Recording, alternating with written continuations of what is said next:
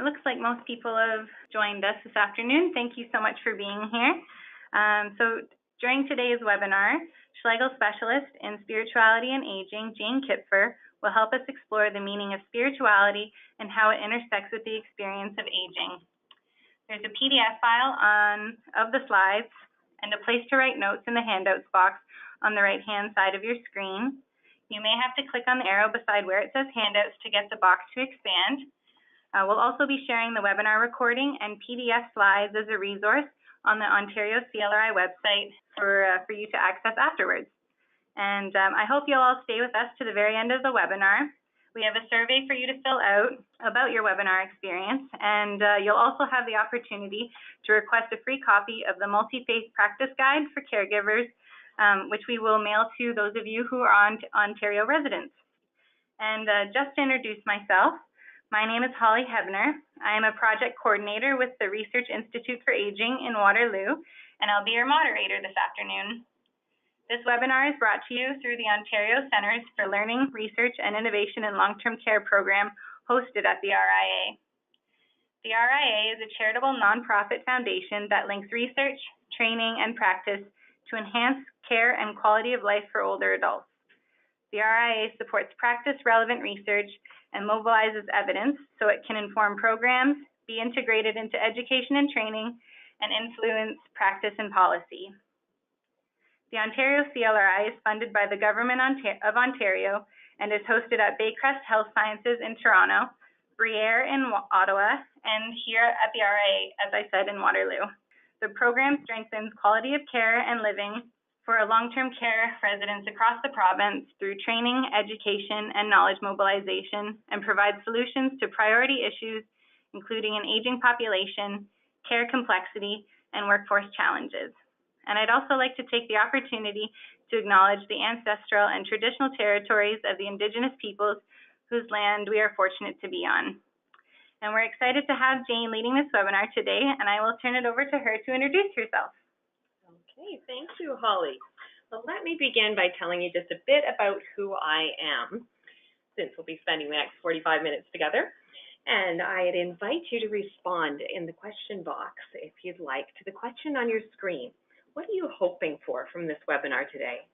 What questions, specific or general, do you bring? So while you do that, I will introduce myself. My name is Jane Kipfer. I'm the Schlegel Specialist in Spirituality and Aging here at the RIA. I do research, engage with groups in the community who want to learn and have conversation about spirituality and aging. I teach a course called Aging and the Spiritual Life, and I host an annual seminar on spirituality and aging at the University of Waterloo. I also spend one day a week in long-term care as a spiritual care provider. I've engaged with those in long-term care throughout my life. From childhood, when my Sunday school class would visit to sing, and I'd visit my great-grandparents with my family. As a young adult, I worked on a spiritual needs assessment with residents of a home that had just changed hands, and the administrators wanted to know what was needed for chaplaincy and spiritual care. When I was a pastor in the community, a minister of a church, I provided monthly church services as a volunteer. And this is a picture of celebrating my daughter's first birthday with residents of one home where I used to go. I've been employed since then as both a salaried and a contract chaplain in both privately run and not-for-profit homes. So I've seen spiritual care and long-term care from many perspectives. I've connected with countless residents in long-term care over the years and been touched by their stories, their needs, their prayers. I care deeply about their well-being. I also think a lot about spiritual care. As someone who's trained in religious studies and theology, spiritual direction, and psychotherapy, I understand the importance of spirituality in people's lives. I have the privilege as an academic to collaborate with others in the field of spirituality and aging all over the world. Together, we're learning what role spirituality plays in providing optimum care for those in their later years. So that's a bit about where I'm coming from. Holly, do you have any comments from the question box about what people are hoping for or what questions they bring? Yes, they've actually come flooding in here, which is great. Thank you so much for your participation. And just so everyone knows, we won't go through all of the questions right now. We'll just touch on a few. We'll revisit some at the end of the webinar, and don't worry, we'll make sure everyone gets theirs answered. We might have Jane contact you afterward if we can't get to everyone's questions. So let's see, someone here says they'd love to hear a bit more about your research, Jane. Someone's wondering about more non-denominational support for residents in our home, provision of informal services without relying on the community, how to incorporate spirituality care aspect with our caring team. Someone's wondering about expanding spiritual care beyond religious meanings, and I think you're going to touch quite a bit on that this afternoon, which is great. Yes, it sounds like we will cover quite a few things as we go on, so maybe we should just go ahead and see what gets covered in the presentation, and then we'll revisit questions as we have time towards the end. Fantastic. Of our time together. Perfect. Take it away. Okay, so let's start with a question. What statement best fits your perception of spiritual care in long-term care? Is spiritual care an optional extra for those residents who are religious, or do you see spiritual care more as foundational to all care, assuming that everyone has spiritual needs? And the poll is open there for you to mark which box you resonate with most. You might be thinking neither of these is quite right. That's because there are many ways to think about spiritual care. Spirituality can be hard to put your finger on, to describe, and to provide for, because it's personal and it's cultural. It's something that evolves throughout our lifetimes, and it's tangled up in various ways with religion. It's sometimes an area we avoid because it feels complicated or sensitive, or we fear offending someone. But what I want to do today is to relieve some of the nervousness people tend to feel about spirituality and free you to engage on this deeper level of meaning with people who are at a stage of life when meaning really matters. So some objectives for our time together. I'd like to define spirituality so we have a better understanding of what we mean by that word. We'll look at how the experience of aging evokes our spirituality, and we'll consider the spiritual needs of residents in long-term care. What spiritual resources do they access, and how? And what barriers get in the way of optimum spiritual care? Then I'll invite you to take a look at your community. Who provides spiritual care? And what difference does what we think about together today make for how you imagine spiritual care into the future? So let's dive in. First, I'm going to say is that if you think of spiritual care primarily in terms of religious practice, I'm going to stretch that today and invite you to imagine spirituality more broadly, and we'll get to that definition in a bit. So let's start with some context. As we grow older, most of us experience a lot of change. We experience physical, cognitive, and social changes. When life is difficult and or long, it begs for meaning. How do we understand what's happening to us? What does aging mean? What are old people for? What am I learning from my experience as I age? What do I value about this stage of life? What's my role in my family and community now? Who am I? Why am I still alive? What's the meaning of life? These are spiritual questions. As a friend of mine in long-term care said to me the other day, if the doctors can keep me living longer, then I've got to find purpose for still being alive. As human beings, meaning is often connected to our memories, to life stories, shared moments, deeply remembered practices. At the same time as memories may be becoming more and more important, memory can be threatened by changes, by dementia. Communal memory, memories held or practiced together with others, or in traditions, including religious traditions, rituals, and celebrations, are an important dimension of our spirituality. Spirituality is also about mystery. Contrary to what many assume, as we grow older, rather than getting more stuck in our ways, many people tend to become more comfortable with the mysterious, with not knowing everything. and more open to existential questions about living and dying. You might have heard residents say some of the things I've heard. I wonder what happens when we die. Why am I still here? What gives you hope? Or the ultimate longing from someone living with dementia. I'm lost. I need to get home. Will you help me? Existential questions about living and dying are everywhere in long-term care. They're not something to be avoided or dismissed, but rather welcomed. As Joan Chittister says, in age, mystery comes alive.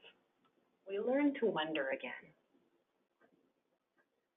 So all of these considerations lead us to a descriptive definition of spirituality. Spirituality is the dimension of human experience that has to do with meaning, memory, and mystery, lived out through connection to self, others, nature, and the divine. It can be both personal and communal, and finds expression in relationships, rituals, traditions, practices, stories, creativity, beliefs, and values.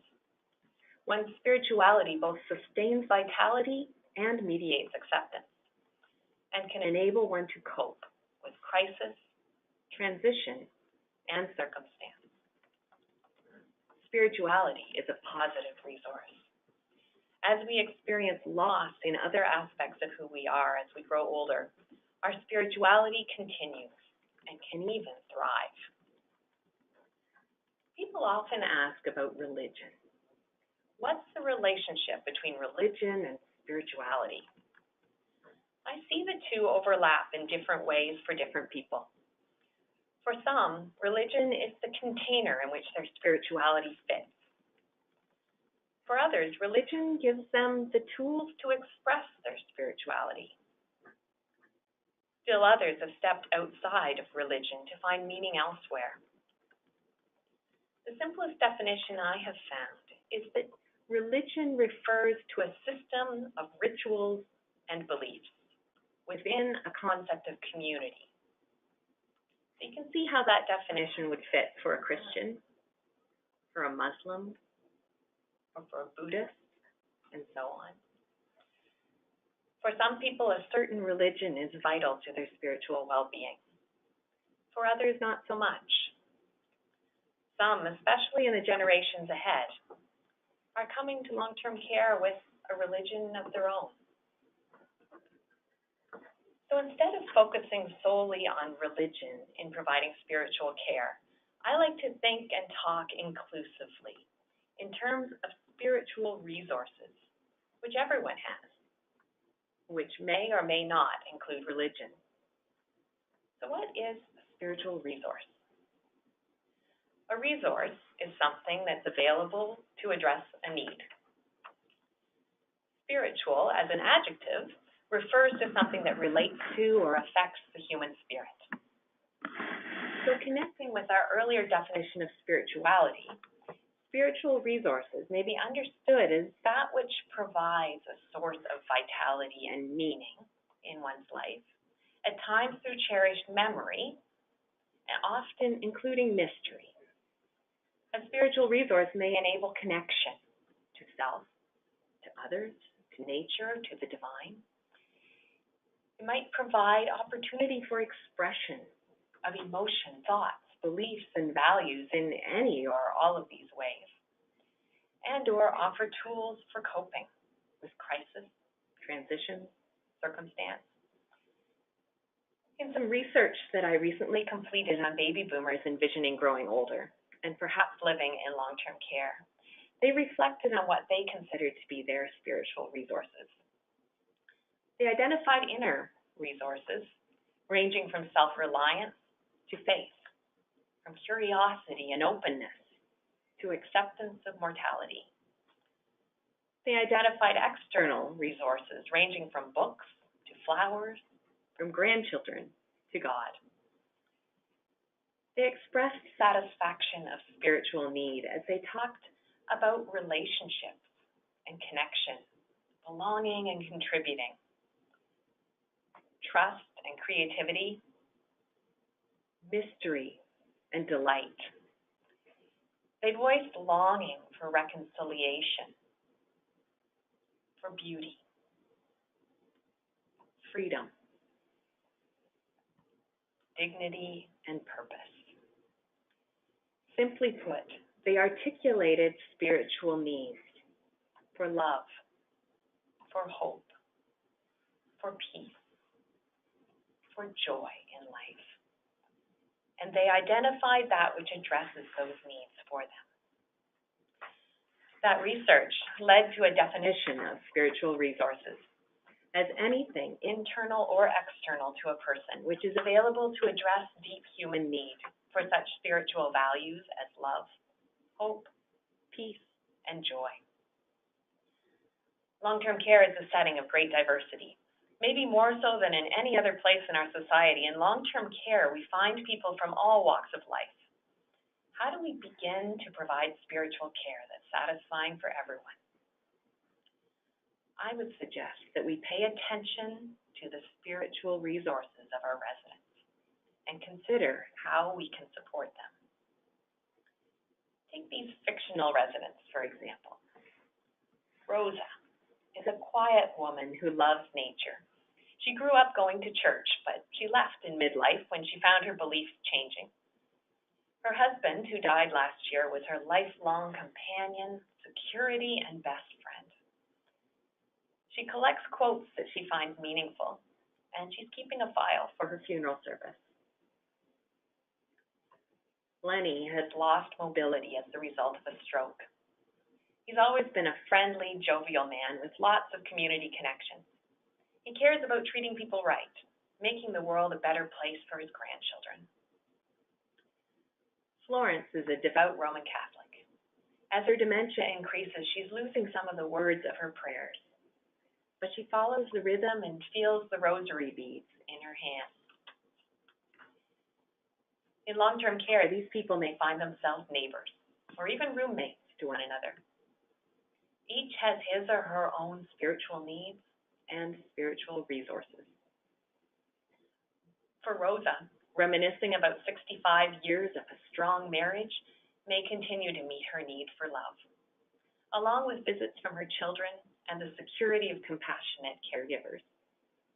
She may find hope in the quotes that she collects, in beliefs that have evolved as she has matured. Peace is hers when she can go outdoors and enjoy the flowers, the trees. She finds joy in the little things in life. Lenny feels love when he's greeted by those he's known all his life, accepted and respected as whole, despite his physical limitations. He's hopeful when he's able to make a donation to an organization that's working on climate change issues. Peace comes with opportunity to help people get along, and he gets great joy from visits with his grandchildren.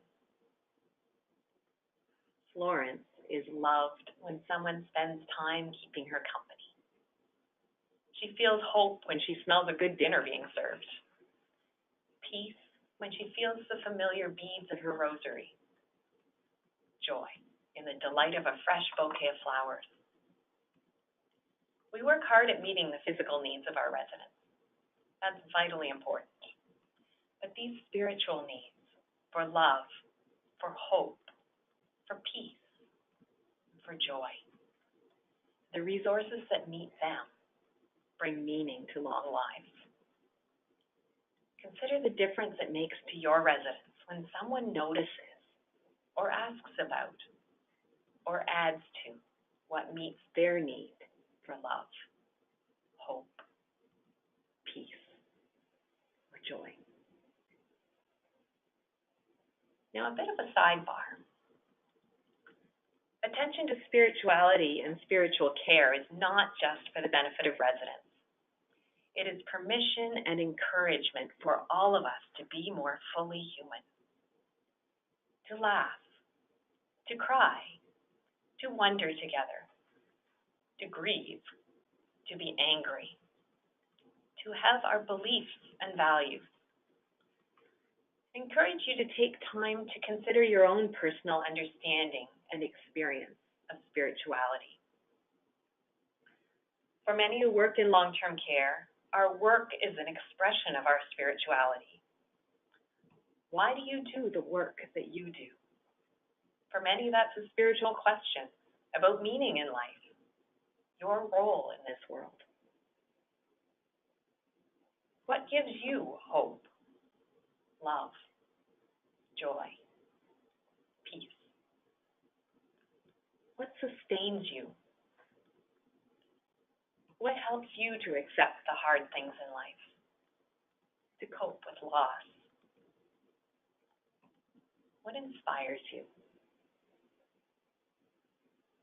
Spirituality is relevant to all of us who make up a long-term care community, where we deal with what it means to be human all day, every day.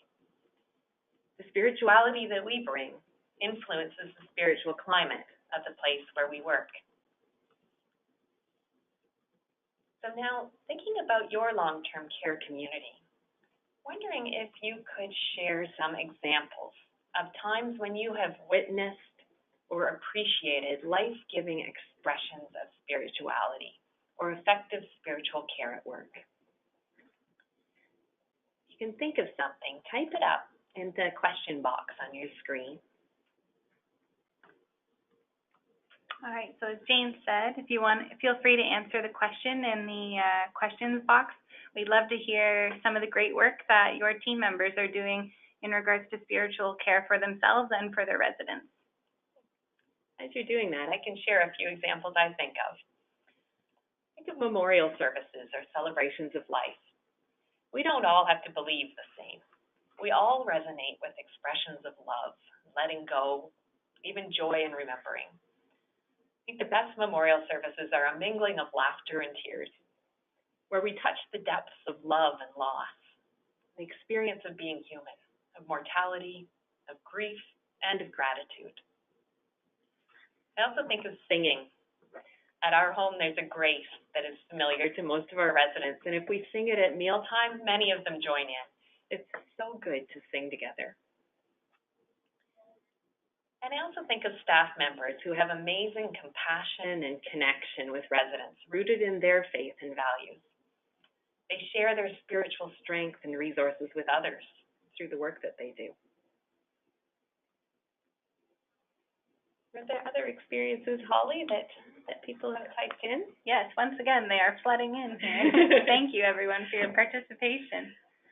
Let's see here.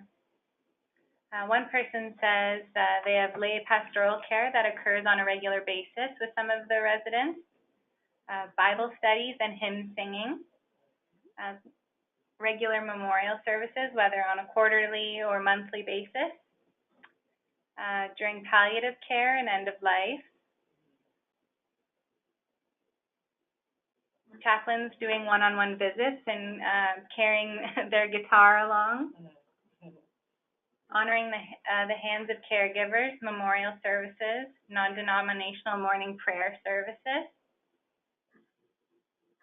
One person said that their long-term care home has changed the way that they take a resident out after they have passed away. Resident-to-resident connections and visiting. One home says yoga, hugs, pet therapy, and memorial walks after death, which seems to be a common theme. That's important. A living tree with names of present residents, and in the clouds, names of residents that have passed away, which is a lovely image. Let's see what else we have here. Providing experiences for residents to participate in worship rather than just being recipients of service. And one home said on Good Friday, they asked residents to do readings for their service. So again, that participatory portion. And another home says, today at the village of University Gates, the team has been working with a resident on a performance. And this gives this resident life purpose in the planning and the engagement of other residents and of team members. Wow, wonderful. Mm-hmm. Those are rich examples of spiritual care that's going on. Yes, thanks everyone for sharing. Yeah. But there can also be barriers to spiritual care. Our society often seems confused and reluctant when it comes to spirituality and religion, especially in shared public places like long-term care, where there can be lots of diversity. We can feel afraid of differences, worried about offending, ill-equipped to honor something that matters so much appropriately.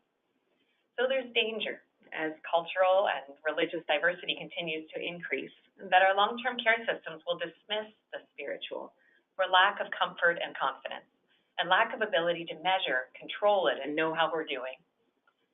But when we take the safe road and avoid religion and spirituality altogether, that can mean missing opportunity to share the richness and beauty of life, and to share our questions, hopes, and longings, and to tap into the spiritual resources that have sustained residents all throughout their lives.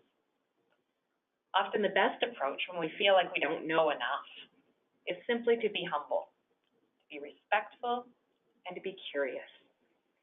Let the residents take the lead and share with us, show us what is meaningful to them. We don't need to know and do everything. We don't even need to understand. They are the experts on their own spirituality.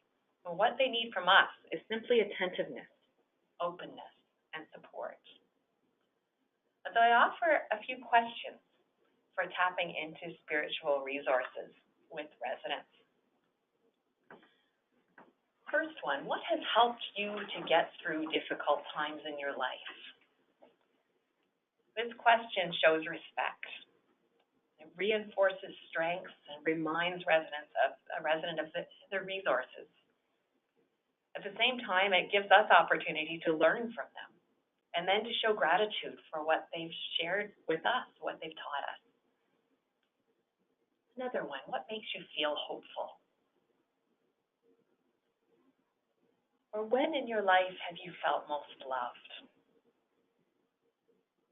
Then what reminds you that you're loved now?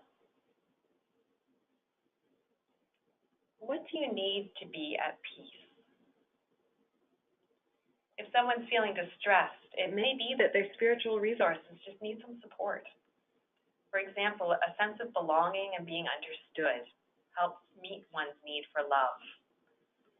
Choice, control, privacy all contribute to peace. So whatever we can do to support these practical things is supporting our residents' spiritual well-being.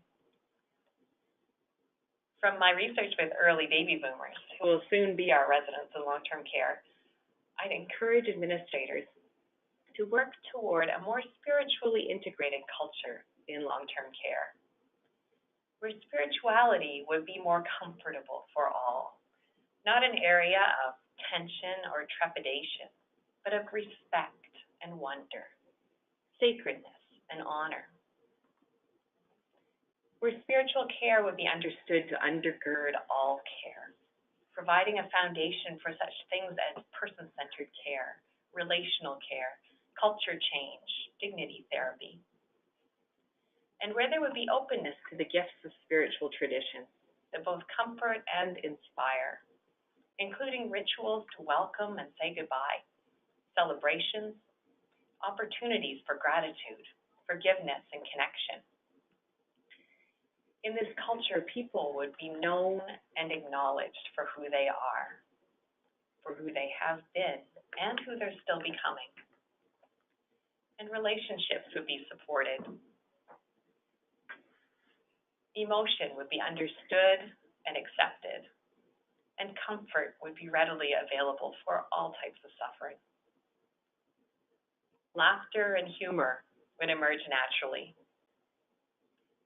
Music of all kinds would inspire and evoke spirituality, and enjoyment of it could be embodied in movement, dance, music making. Creativity would be welcomed, and resources for artistic expression available.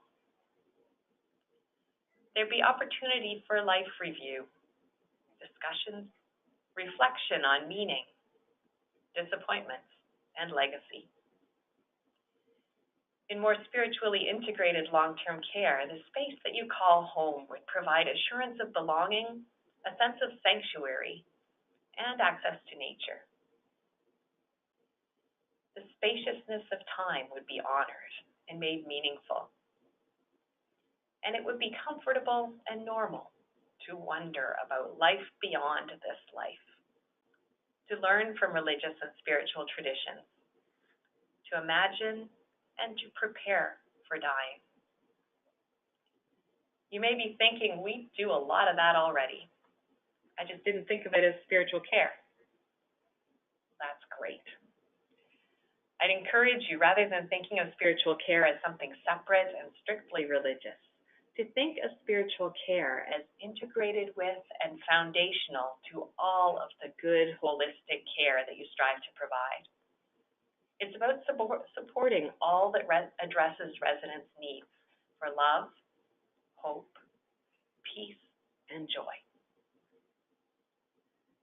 So knowing all this, who would you say provides spiritual care in your home?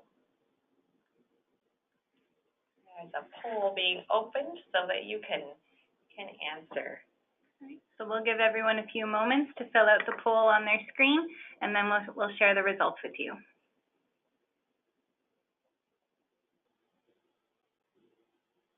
All right, so you should see the results on your screen now, and it seems pretty even, which is great. That I would say that means, many people within your long-term care community are providing spiritual care. First and foremost being the rec and therapist staff, and then we have community volunteers and family members, followed by spiritual care specialists, and then nursing, housekeeping, food service, leadership, or admin members. So lots of people provide spiritual care. And I'd add to this list fellow residents and friends. Some homes have spiritual care specialists whose job it is to be attentive to spiritual need.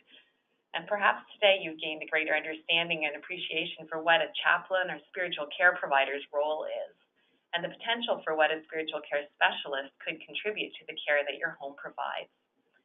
Specialists bring training in both religious practice and in listening and counseling, and provide a supportive and inspiring presence for residents, staff, and families. They're familiar and comfortable with religion, both in its depth and in its diversity, and they have the sensitivity to listen for spiritual resources beyond one's specific religion and find ways to support them. So while specialists in spiritual care can really help to move the culture of a home toward more holistic care, other staff can also learn and be encouraged to support a culture of spiritual care. PSWs, nurses, recreation, dietary, and housekeeping staff all have the opportunities to ensure that love, hope, peace, and joy are experienced by residents in ways that are meaningful to them. Family members are already a spiritual resource to many residents, as are friends, and hopefully fellow residents. Social workers and therapists can help enhance daily life with meaningful time and activities. So in conclusion, spiritual care, understood as I've explained it today, undergirds all care.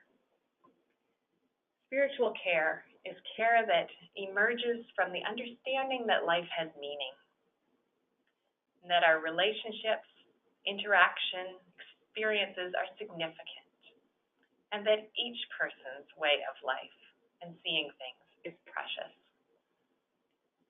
Our spiritual well-being, especially as we grow older, relies on being known and understood, respected, and appreciated. We can learn from one another and benefit by sharing spiritual resources. When people feel free to be open about what brings them love, hope, peace, and joy, without feeling judgment or imposition, then spiritual care, based on our shared humanity that appreciates rather than fears our differences, becomes more accessible to everyone. And we're able to provide care that's whole and appropriate to the circumstances of later life.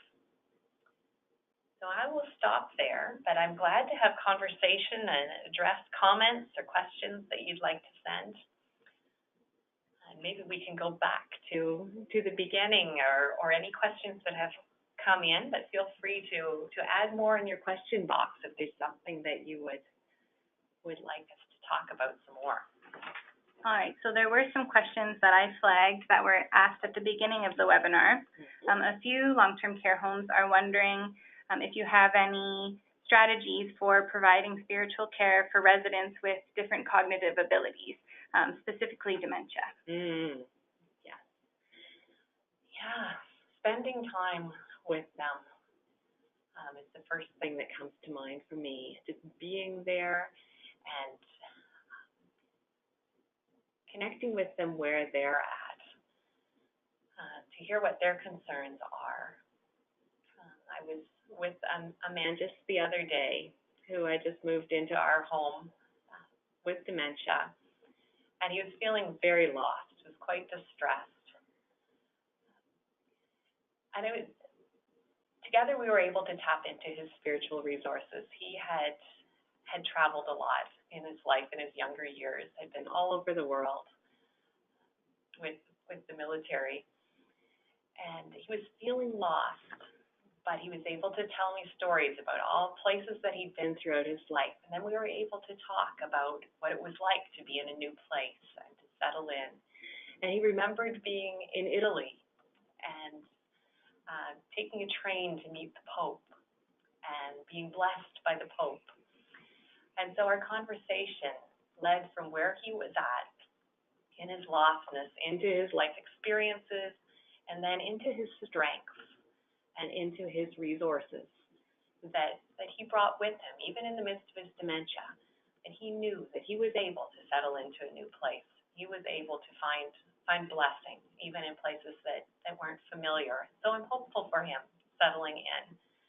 That's just one example of someone with dementia. Of course, working with familiar things, as I mentioned before, rosary beads, tangible things like that, and each faith and religion has different tangible things that are meaningful. People will often bring things from home that hold a lot of meaning for them. To respect those things, to ask people about those things, and be open to them sharing and following their lead on what works for them. Music, of course, is always a great resource. You can find out what music really resonates. All right, thanks, Jane. Another question that's being commonly asked is if you're aware of any spiritual care assessments that people can use for new residents and existing residents in long-term care. Yes, I am. There are, I don't have them on the tip of my tongue right now, but I do have access to spiritual needs assessments that are out there. There's, of course, the standard ones used in healthcare, the VICA and the HOPE assessments that are quite basic, but they're, Elizabeth McKinley has worked a lot on spiritual care assessments for long-term care in Australia. She has some good suggestions. I've put together some myself. If you'd like to send an email address that you'd like me to send you some examples, I'd be glad to do that. We usually send a follow-up email once the recording is available, so maybe I'll ask that we include that afterward once everything's ready to be shared as a resource. And that way everyone who's registered will have access. Perfect. Yes, there's also been an interesting one created recently in London at one of the hospitals, the veterans hospitals, related to end-of-life wishes and exactly how they would like things to go if they could, or even requesting music, requesting whether they would like people to be there with them or not. So there's different kinds of assessments for different kinds of needs. Yes, there are things out there. Okay. Some other long-term care homes were asking how to lead spiritual sessions when a spiritual lead isn't available at the time, or perhaps calls in sick or cancels their appointment. Yes, that happens all the time. Well,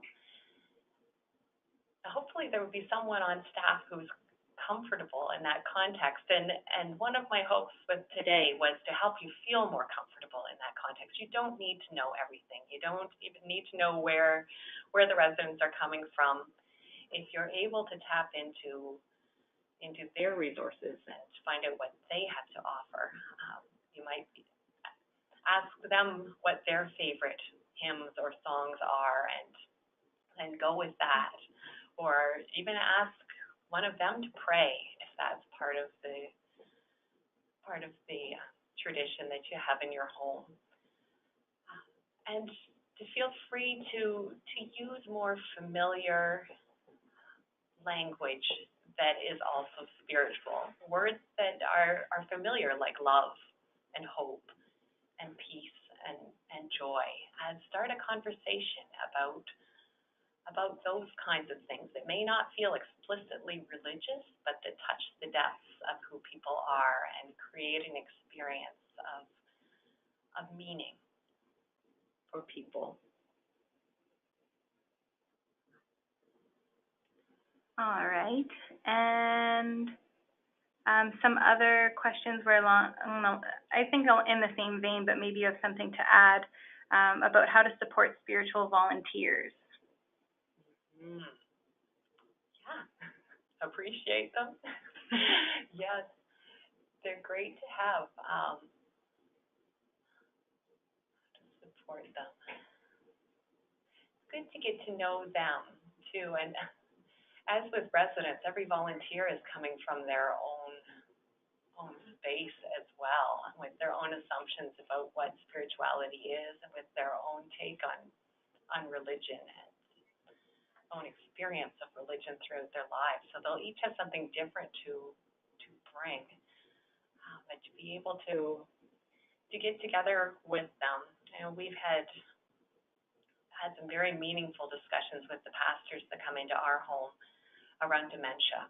Especially, a lot of people are feel unequipped. It's unfamiliar coming into homes and trying to do what they do every day elsewhere, but with a population where dementia is very prevalent. Just understanding that, providing a bit of education and experience for people rather than just throwing them into uncomfortable situations can really be helpful. We find more volunteers are supported, the more comfortable they are, and the more they like to come, and the more help they are too. They know what they're doing. Another person's asking, how do we encourage residents who don't believe they are spiritual to explore their spirituality? Hopefully through some of the questions, like the ones I offered, like asking about how they've gotten through tough times. They may say they've gotten through it on their own strength. And that can open up doors to other conversation too about what is it like, you know, that your strength isn't as strong as it used to be. Might find that it's able to stretch. It continues to amaze me how people in long-term care continue to grow and change and find new parts of themselves, find new possibilities for peace in their lives. Sometimes people come in angry and really resistant to change, but then in time, as life evolves and their experience evolves, and they've come through this crisis, they start to plateau again, but with a new normal and some new resources perhaps. Maybe they find some new hope or new resources that lead to peace for them through other residents that they see coping in different ways. I've seen some residents come to worship services who've never come to worship services in their lives and experience something different, something that's good. So I think that openness and being non-confrontational, but just open and listening to where they're coming from and what their needs and their longings might be the approach that I would take. Okay. And someone else is asking that they are presently looking for a new chaplain or spiritual lead, and they would like some recommendations for where to start. Oh, good question. The Canadian Association for Spiritual Care, you go to spiritualcare.ca, Lots of people are listed on there. That's one way. I see lots of postings for chaplains on Indeed, and have been kind of collecting job descriptions for chaplains because it's very interesting to see the different things that people list as they're looking for spiritual care providers. To start with, other chaplains in other homes often know people, but yeah, and just putting it out there on public sites like Indeed, people do find that. Yes, and if you want to contact me directly, if you're around, I might be able to connect you to somebody. Great. I think we're still doing okay for time, so we'll just continue with questions. One person was asking about dignity therapy that you mentioned, and wondering if you could expand on that, or if there's any readings that you specifically can reference for us. If you Google it, it's the work of Harvey Max Chachinov out in Winnipeg. He's a medical doctor who's worked in palliative care and has just some great work. There's good things to read on his website, and there are courses that can be taken. It focuses on storytelling, legacy leaving, helping people to talk about what's most important to them in their last days, and to make sure that it's provided, that the care they get is really appropriate to them as an individual, and helps them to, as I said, tell their story and leave their legacy. So Harvey Max Chachinov was the name, and Winnipeg. Perfect. And maybe I'll ask that you share that again once we send our follow-up email. Okay. Someone is asking where faith fits into spirituality. It's a wonderful resource. It's one of those resources that's an inner resource for many people, and can be just a solid foundation that people have to lean on. Not everyone would say that they're a person of faith, and different people mean different things by saying that they are a person of faith. But it's there as a foundation, and for different religions, it means different things. I'm trying to speak very inclusively and broadly today. So, but I would say that probably many of our residents would identify themselves as persons of faith. And so it's a well that we can draw from, and to ask residents about their faith and what it means to them. It's a great place to start, rather than assuming what it might mean. It's great for any of us to have that exercise of expressing what it means.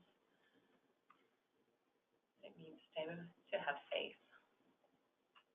All right. Another person is asking, and this might be something that many people have encountered in their long-term care community, but how to respond to residents who believe their suffering is due to God's punishment. That is a hard one. That takes some work into their image of God. Some good conversation about how they perceive God. And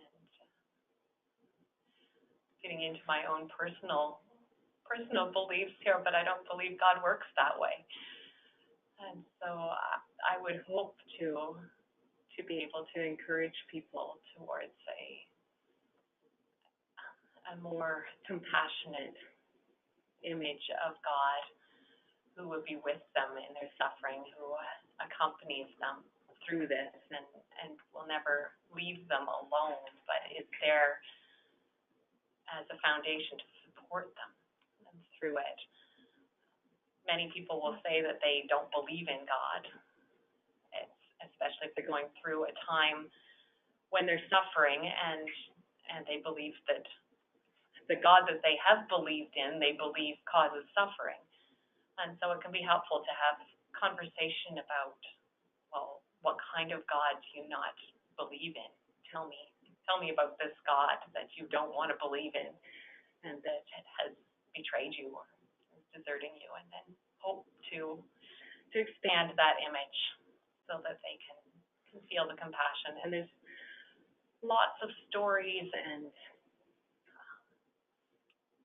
resources in different faiths. I draw on Christianity myself personally, and the story of Jesus certainly presents an image of God who is not one who causes suffering, but who endures suffering and who understands what it's like for us to suffer. And there are similar powerful stories in other faith traditions as well. All right, thank you, Jane. Just seeing if there's anything more coming through.